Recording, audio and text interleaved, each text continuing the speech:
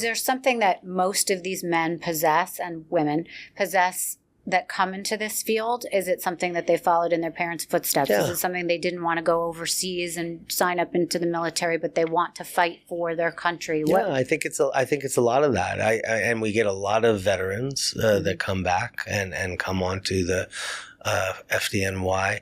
We have some absolutely phenomenal women firefighters. Absolutely unbelievable. Just great. And they fit in, this notion that they're ostracized to like one side of the firehouse. It's not true at all. They're as welcome at the kitchen table as anybody. In fact, they bring a whole new element of conversation and experience set. One of the most enjoyable parts of my job is the ability to just show up at a firehouse. Yeah. And, I don't just show up, but I'll call a few minutes away and say, hey, I'm on my way. Make sure the place looks nice, and but have coffee at the kitchen table with them, and we talk, and it's so special. There's something special going on in the FDNY that if I could really describe it, I'd write about it. Yeah. Because it is worthy of people have tried, and some people have done it very well, but my experience has just been very special.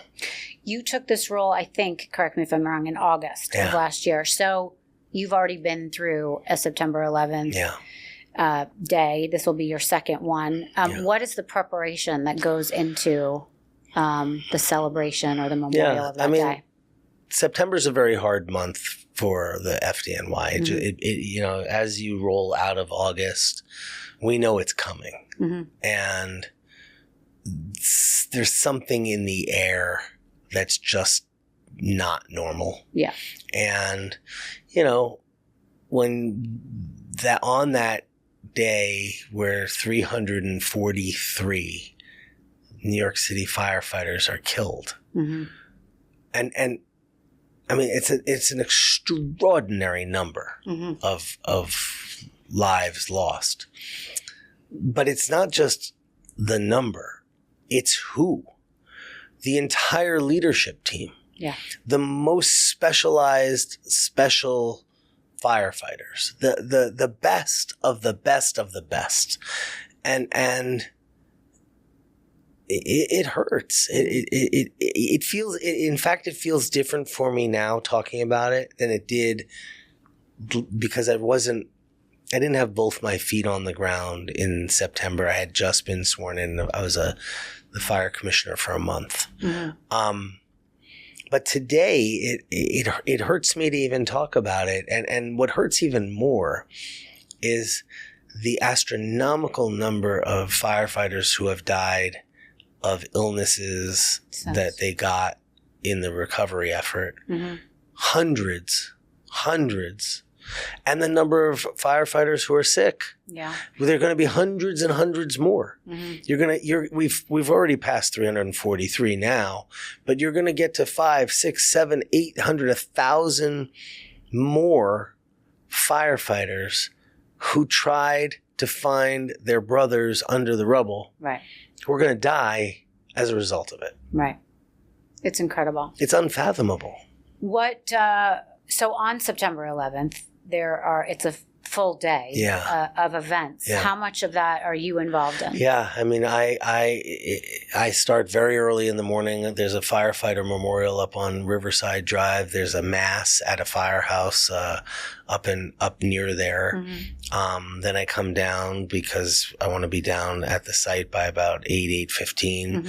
And we ring the bells to honor the exact time in which both planes crashed into the buildings. We read the names of those who were killed, not just firefighters, but everybody mm-hmm. that was in the buildings.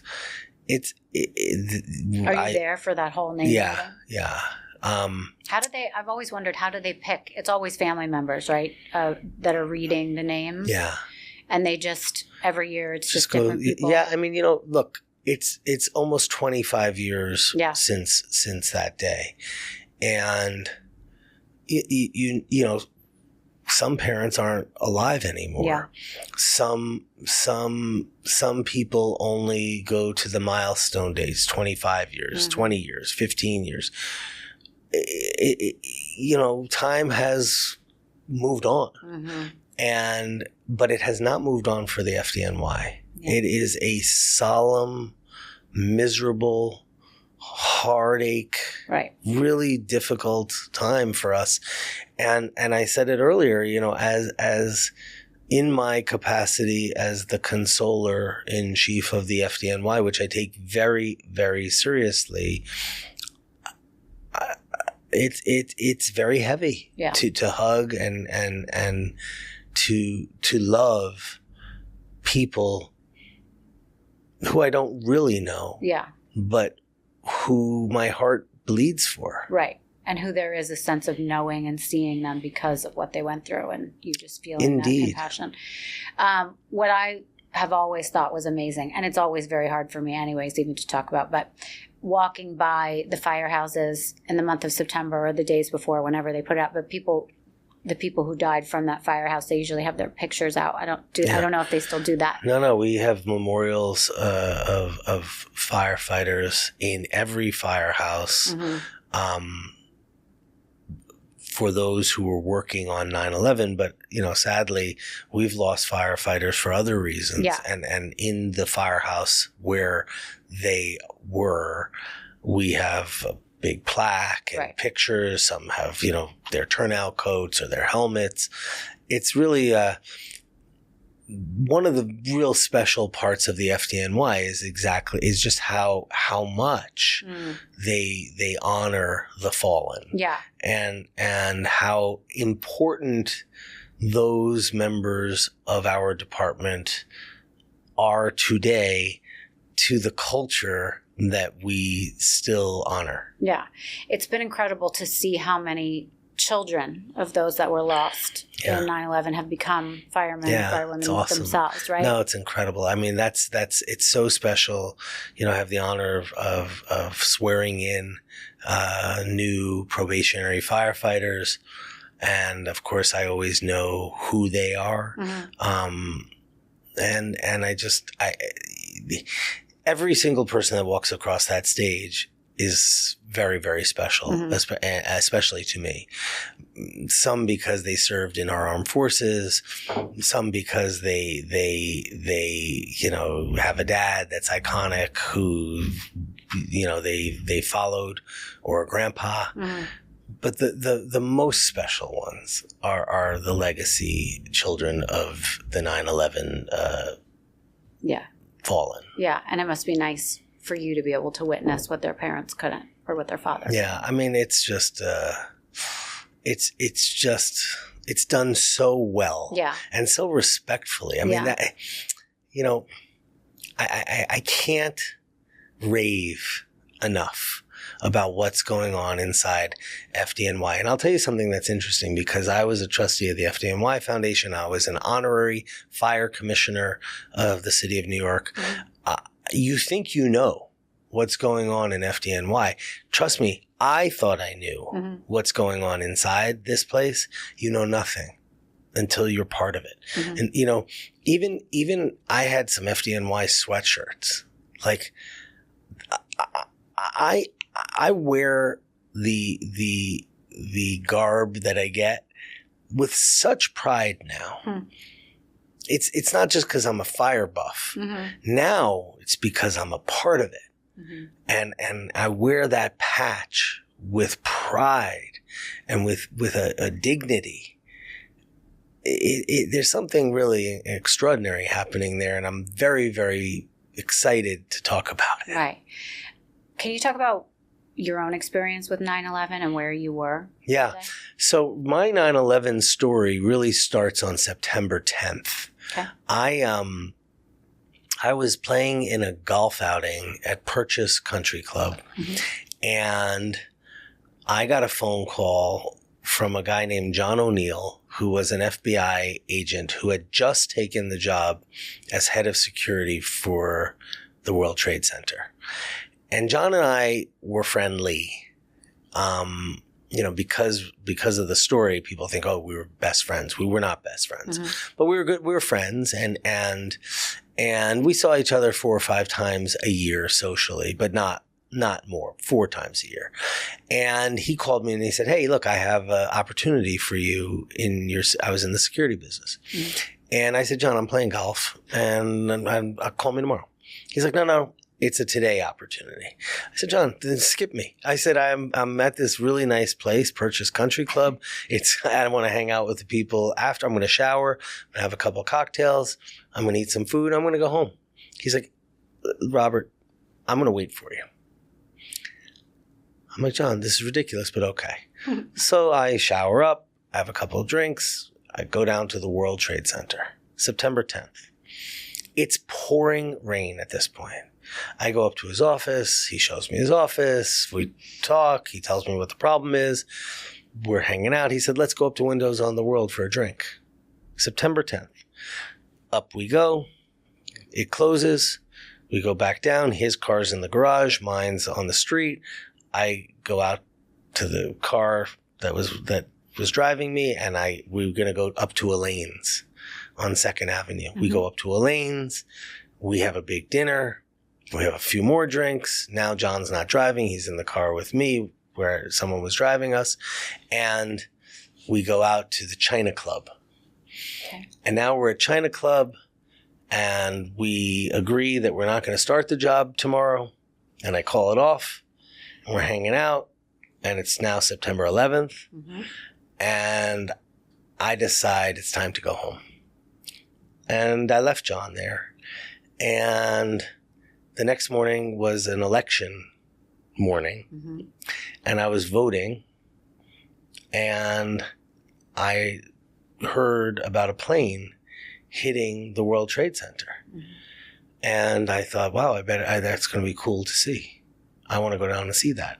I didn't think terrorism. And I thought, wow, I'm a fire buff. Right. I want to see that. Right. And so I got on the FDR Drive in my little BMW, and I drove down the FDR Drive. I fell behind a police car that was going down. And as I'm driving down the FDR Drive, just before the Brooklyn Bridge, you could see the World Trade Center on fire, and I watched the second plane hit. And I thought, oh my God. There must be something wrong with the radar, the autopilot. Right. I'm still not, I know I'm supposed to sit here and say, I thought terrorism right away. Nobody did. I didn't. Yeah. And I'm honest. And I'm like, I literally thought something was wrong with the avionics, and it was causing planes to think they're at some altitude and they're not. Right. And so I just continued to go there. And I got out of my car and I walked there, and I knew all the fire chiefs, and I was saying hi to everyone, and at this point, are they all just congregating downstairs? Yeah, there's massive amounts of firefighters coming in, and people are leaving or fleeing, and I'm there because I can be, and I had been doing the security at the stock exchange, and I was standing with my guys there, and then we walked over, and then I walked back, I walked over. And then this building started to rumble and come down. And I was in big trouble. And I was able to run to a side door of the Woolworth building. And by the grace of God, I'm banging on the door. I can't breathe. It's completely dark. I'm trying to breathe through my jacket. I was wearing a suit. I'm banging on the door. And a police officer I knew, Kim Royster, who later became a police chief, but opened the door. And she goes, Robert? And I go, Kim? And I came in the building, and we shut the door, and she got some water and poured it on me, and I lived. But what was so arbitrary about that day is who lived and who didn't live. Because there were other people standing not far away from me who ran in a different direction, and they're not here. And so that's my September 11th story. And look, I had a business and a business to run with an office by the stock exchange. Right. And now we had no power, and we had no became a very big challenge to run. I tried to, there was no cloud. Right. You weren't running your business out of the cloud. So we tried to take as much as we could. We had a payroll to make. It was a very, very, very hard time. Incidentally, what happened to the guy that you had been out with the night before? He was killed. Yeah. I'm so sorry. Yeah. I was working at Bloomberg at the time, and I worked a 5 a.m. shift, and I had just gotten back from Greece, and I'll never forget waking up that morning, and I was on Greece time. So I was up even earlier at 3 a.m, and I said to my fiance, or he was watching the Weather Channel, actually, when I came out, when I was getting ready for work, and he said, wow, it's going to be a beautiful day, just as beautiful as when we were in Greece. And so going to work that day, we all remember how beautiful and clear of a day it was, out of nowhere, kind of. And in covering the news, working on a newsroom floor, there's hundreds of TVs everywhere. Up top on our desks, we all have 4 TVs, and the first plane hit, and everyone thought it was a little commuter plane. And I remember, all the guys on air, a guy named Dylan Radigan, who I'm still very close with, was the anchor at the time, caught on air. And most of the people that were in news at the time that were doing live stuff were stuck on air until noon. So it really defined a lot of people's careers at the time. And Dylan and everyone else was reporting it was a commuter plane or something, and it was an accident. And you're right. Like, no one even thought that this could be terrorism. Yeah. And when the second... We didn't even know what terrorism really was. I mean, you had to be John O'Neill, who had been... The irony of John dying that morning, it's like he had been trying to tell the world after the Cole bombing that there's a really bad group of people who are trying to hurt us. Yeah. And don't forget, we had a 93 bombing there as well. And so, but I don't think terrorism was what it is. Right. And Andy, my fiance at the time, had been there for the 93 bombing. And he told a story about how, they told him not to go anywhere. And he played poker with everybody. He worked at Sandler O'Neill, and they played poker until they were allowed to go downstairs. Yeah. So even after the second plane hit, which was his building, I could see that he was above where it hit.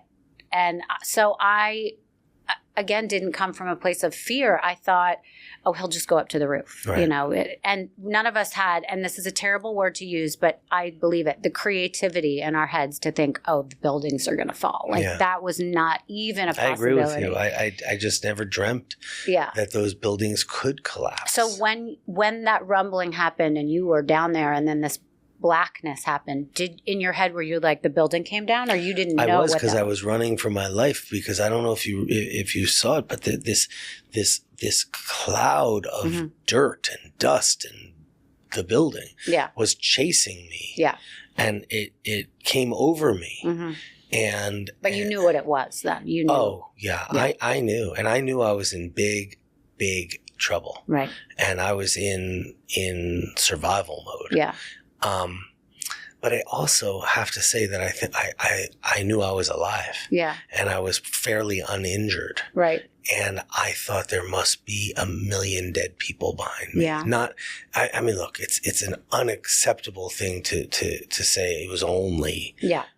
But I know what you mean. But I thought there would be 50,000, 100,000 dead people. I couldn't imagine. Yeah.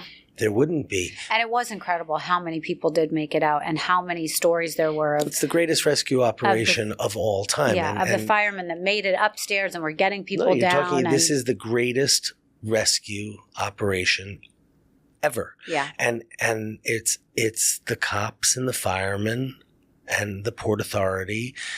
They did it. Yeah. And yes, they paid a breathtaking toll. Yeah. But they did it. They did it. They did it. They really saved a lot of people. And sadly, I know that you suffered a huge loss, and so did so many people. But I still sit here saying it's the greatest rescue operation of all time.